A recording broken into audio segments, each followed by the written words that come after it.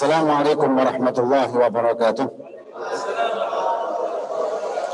Alhamdulillah wassalatu wassalamu ala Rasulillah Sayyidina Muhammad bin Abdullah wa ala alihi wa sahbihi wa man walah, amma ba'du. Alhamdulillah, kita bersama-sama masih diberi kesempatan oleh Allah Subhanahu wa taala menghadiri salawat zikir yang moga-moga bisa membersihkan hati kita, bisa menambahkan keimanan ketakwaan kita, bisa menambahkan mahabbah, kecintaan kita kepada Allah, kecintaan kita kepada Nabi kita Muhammad sallallahu alaihi wasallam. Dan alhamdulillah, tidak berapa lama lagi kita akan memasuki bulan Ramadan, yang di dalamnya diwajibkan kita untuk berpuasa sebagaimana telah diwajibkan juga berpuasa pada umat-umat terdahulu. Kita coba membahas sedikit puasa dari sudut pandang tasawufnya. Allah Subhanahu wa taala menciptakan seluruh makhluknya pertama kali dalam keadaan taat. Semua makhluk, bahkan iblis, roh, semuanya itu dalam keadaan taat. Dan iblis dulu kalau kita lihat dalam sejarah, dalam kitab, sebelum iblis berubah nama menjadi iblis, atau sebelum iblis dilantik menjadi iblis, namanya Azazil. Dan Azazil ini dari bangsa jin yang paling alim pada masa itu di antara seluruh makhluk, dan paling abid, paling ahli ibadah. Akan tetapi karena dia ada higit, ada penyakit hati. Dari mana munculnya penyakit hati? Dari Hawa ternyata. Ketika Allah menciptakan Nabi Adam, maka Azazil ini tidak terima. Karena Allah menciptakannya dengan Allah menyatakan bahwa Nabi Adam ini merupakan ciptaan Allah yang dimuliakan, dan dia tersinggung, si iblis ini atau Azazil itu. Dari mana muncul ketersinggungan tersebut, kemarahan tersebut, hingga muncullah hikit dan hasad? Dari hawa nafsunya. Hingga akhirnya dia menjadi iblis dan tetap dilaknat sama Allah sampai kiamat. Nah, satu-satunya makhluk yang Allah ciptakan dalam keadaan menentang Allah cuman hawa nafsu. Hanya hawa nafsu. Selain daripada hawa nafsu, semuanya taat. Roh semuanya, bahkan rohnya orang kafir, rohnya sama, semuanya taat.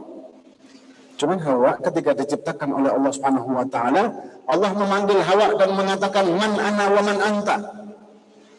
Siapa aku dan siapa engkau? Maka si Hawa mengatakan, "Anta wa ana." Engkau adalah engkau dan aku adalah aku. Padahal yang lain tidak menjawab demikian. Kemudian disiksa oleh Allah dengan panas yang membakar. Kemudian ditanya lagi, "Man ana wa man anta?" Tetap menjawab yang sama. Kalau bahasa ini ngeyel. Disiksa dengan dingin yang luar biasa. Ditanya lagi, "Man anta wa man ana?" Tetap jawabnya sama. Akhirnya disiksa dengan rasa lapar dan rasa haus. Kemudian ditanya, barulah dia menjawab, "Anta Rabbi wa ana abduk." Engkau adalah Tuhanku dan aku adalah hambamu, katanya si Hawa.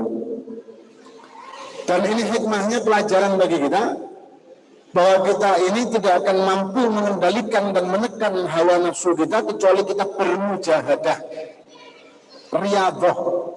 Kalau orang-orang ahli tasawuf atau thariqah pasti ngerti dengan istilah kata riyadhah. Riyadhah ini mengolah hati, olahraga. Riyadhah itu olahraga, tapi riyadhah kalau dari sudut pandang tasawuf adalah olahraga hati. Nah, puasa merupakan riyadhah yang paling efisien untuk mengendalikan hawa. Allah memberi kita 12 bulan 1 bulan ini kita diberi kesempatan untuk mengendalikan hawa nafsu kita untuk 11 bulan kemudian. Latihan mengendalikan hawa nafsu. Ketika kita puasa mulai dari fajar sampai maghrib, kita tidak boleh lagi melakukan sesuatu yang sebelumnya halal. Makan tidak boleh, minum tidak boleh, merokok tidak boleh, yang ashabul hisab. Melakukan hubungan suami istri tidak boleh. Tapi ketika selesai maghrib, maka diperbolehkan semuanya. Dari fajar sampai maghrib kita tidak boleh melakukan sesuatu yang sebetulnya halal, tapi menjadi haram ketika kita puasa. Ini membutuhkan perjuangan, mujahadah dan riyadhah. Apalagi kalau misalkan kita lagi puasa siang-siang hari melihat orang yang nggak puasa, sakit hati kan. Melihat ada teman minum es teh siang-siang hari, gimana perasaan kita tuh? Walaupun kita wajib amar ma'ruf nahi munkar, kalau kita tahu teman kita muslim, kita wajib amar ma'ruf nahi munkar, kita katakan, ini tidak puasa. Tapi kita tetap amar ma'ruf nahi munkar dia ini bukan karena kita marah, karena kita tidak bisa minum seperti dia. Ini termasuk mujahadah juga. Kalau misalkan kita puasa, teman kita tidak puasa, dia muslim, dan kita marah sama dia, dan marahnya ternyata kenapa sih tidak bisa minum kayak dia. Ini berarti kita dikuasai sama hawa nafsu sebetulnya. Tapi kalau kita memarahinya dia karena ini amar perintah dari Allah dan Rasul untuk amar ma'ruf nahi munkar, nah ini yang benar. Nah kemudian banyak di antara kita ini mohon maaf sebelum Ramadan, sebelum maghrib ada istilah ngabuburit. Ya, jalan-jalan untuk nyari takjil. Sebetulnya takjil itu keliru. Takjil itu bukan buka puasa. Takjil itu bahasa Arab yang artinya menyegerakan. Tapi sudah umum takjil itu berarti buka puasa ya sudah terlanjur kayak orang mengatakan ini bukan muhrimnya.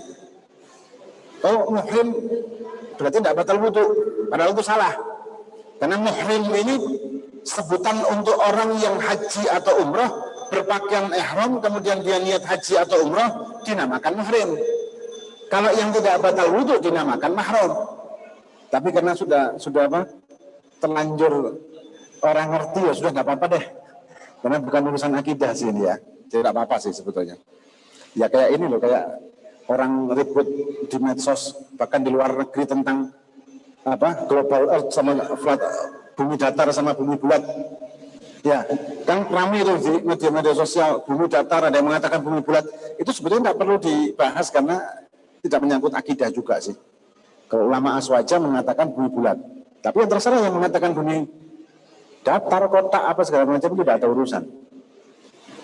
Kemudian ketika kita mendekati maghrib, kita jalan-jalan mencari makanan. Ada yang jual es campur, es dawet, es kacang hijau mungkin, atau es kelapa, atau es apa. Kita bernafsu untuk membeli semuanya. Kemudian makanan-makanan kita juga bernafsu untuk membeli semuanya sebelum maghrib ini. Setelah itu begitu azan maghrib, maka semuanya kita habisin. Yang es kelapanya, yang es campurnya, yang makanan ini, makanan itu, yang gorengannya, yang ini. Yang ashabul hisab bahkan begitu dia dengar muadzinnya menyalakan mikrofon, rokoknya sudah di mulutnya. Begitu azan langsung dinyalakan. Loh, apa tidak boleh seperti itu buka puasa dengan banyak? Bukan tidak boleh. Tapi kalau kita begini berarti kita sebetulnya kalah dengan hawa nafsu. Bukan haram ya. Tapi kalau kita dengan balas dendam seperti itu ya. Balas dendam kayak gitu dari siang pagi sampai sore kita tidak makan, tidak minum, kemudian maghribnya begitu kita buka puasa diperbolehkan makan dan minum, maka kita balas dendam. Kita habisin semua yang kita beli tadi kita habisin. Kita makan sebanyak-banyaknya. Ini berarti kita kalah dengan hawa sebetulnya. Walaupun itu bukan haram, tapi kita akan kalah dengan hawa. Fungsi dari kita berpuasa untuk mengendalikan hawa nafsu. Ketika maghrib hawa nafsu ini malah kita bebaskan dia, syahwat kita bebaskan, ya berarti kan kita kalah. Nah terus bagaimana? Yang benar itu seperti orang-orang ulama-ulama, para aulia-aulia salihin yang berbuka puasa. Saya contohkan di Tarim aja ya. Di Tarim. Kita di sana 7 tahun di Darul Mustafa. Guru saya Habib Umar. Sebelum ada Darul Mustafa, kita sama beliau sama Habib disewakan tempat. Jadi kita sholatnya di masjid umum, bukan di dalam pondok karena belum ada pondok. Maka kita bergabung dengan orang-orang setempat. Orang-orang sana itu kebiasaan sebelum maghrib mereka itu meramaikan masjid-masjid. Karena di masjid-masjid kalau sebelum maghrib itu banyak pengajian-pengajian menjelang buka. Tidak ada orang jualan. Jual makanan itu tidak ada. Ya baru-baru ini aja gara-gara banyak orang Indonesia di sana, pelajar-pelajar Indonesia di situ mungkin melihat, wah ini kesempatan bisnis nih. Tidak ada yang jualan, akhirnya mereka jualan. Akhirnya sekarang yang merusak memang anak-anak Indonesia, teman-teman Indonesia yang merusak adat di sana. Dulu nggak ada. Kemudian ketika menjelang buka, digelarlah plastik panjang itu. Kemudian dikasih kurma, di depan itu ada piring kurma, kemudian ada air es. Air es itu 1 gelas gede gitu, yang diminum barengan. Bukan 1 orang. Sama gelas kecil yang biasa buat zam-zam, tapi diisi kopi, kopinya kopi kuning yang tanpa gula. Sambil zikir sampai adzan. Begitu adzan mereka makan kurma, minum kopi, minum air es. Kadang-kadang ada gorengan, kadang tapi jarang. Setelah itu sholat maghrib. Setelah sholat maghrib, wirid badal maghrib. Setelah baca wirid, mereka bersama-sama sholat awabin. Atau ada juga yang mengatakan sholat ghaflah. 6 rakaat. Yang 2 rakaat pertama digabung dengan ba'diyah. Usalli ba'diyatal maghrib wa sunnatal awabin. Ada 14, ini mazhab Syafi'i.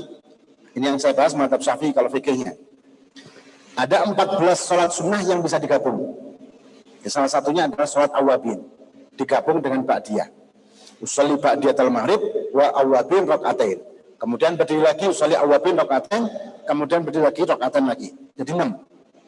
Ada riwayat barang siapa yang setelah sholat maghrib dan tidak berbicara, tidak melakukan pembicaraan kepada orang, dilanjutkan dengan zikir dan sholat awabin 6 rakaat, maka pahalanya seperti ibadah 12 tahun.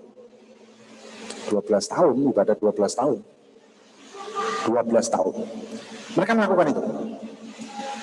Setelah selesai, pulang. Belum. Terus, sholat tasbih. Sholat tasbih ini 4 rakaat, 2 rakaat salam bisa, atau 4 langsung juga boleh. Per 1 rakaat total membaca subhanallah, alhamdulillah, wa la ilaha illallah, Allahu akbar. Ada juga yang nambahin, wala haula wala quwata illa billahil azim. 75 kali per rakaat, berarti genap 4 rakaat 300 kali. Dan itu tidak dilakukan dengan cepat, normal. Setelah itu baru pulang. Pulang itu sudah mendekati isya biasanya. Setelah pulang baru makan atau asya, makan malam.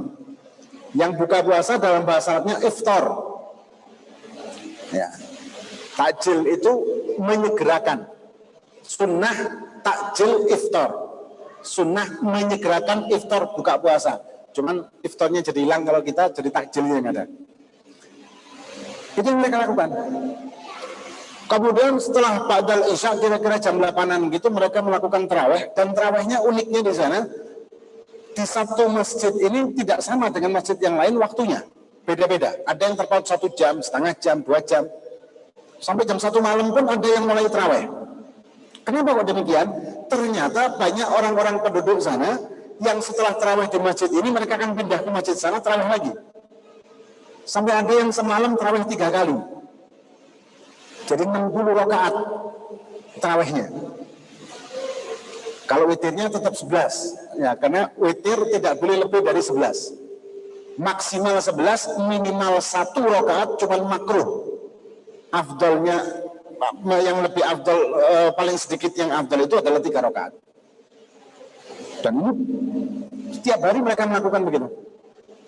Bahkan di tempat kita di Darul Mustafa itu Habib Umar membaca Quran 1,5 juz per rakaat, per malam. 20 rakaat 1,5 juz. Rakaat pertama 2 makro, rakaat kedua 1 makro. Dengan berdiri semua. Dan kita lihat kalau santri wajib berdiri, otomatis kalau enggak mereka akan dicatat. Saya lihat orang tua-tua di sana mereka tetap berdiri.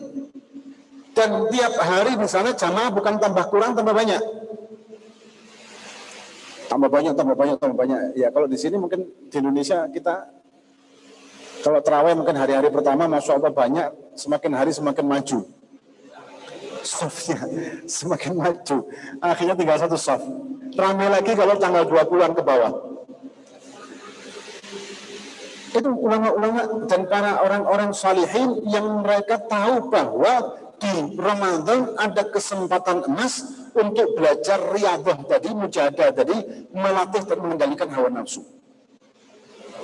Kita kalau tidak riyadhah, tidak memaksa diri kita untuk berusaha menekan hawa nafsu, ketika hawa nafsu berusaha mengendalikan syahwat, kita susah untuk mengendalikan. Seperti yang sudah mungkin pernah kita bahas waktu yang sebelum-sebelumnya di kajian kitab Idha Asal Ulumul Muqarrabin, penjelasan rahasia ilmu para wali. Hawa ini memasuki jiwa kita yang berbeda-beda. Ada yang jiwa yang sedang syahwat, ada jiwa yang sedang marah, ada jiwa yang sedang sedih, macam-macam. Nah, syahwat itu normal manusiawi, hasrat. Syahwat itu apa sih hasrat? Orang hasrat ngopi, minum teh, makan ini, makan itu, hasrat, itu namanya syahwat. Nah, ketika dipengaruhi oleh hawa nafsu, maka syahwat ini menjadi buruk.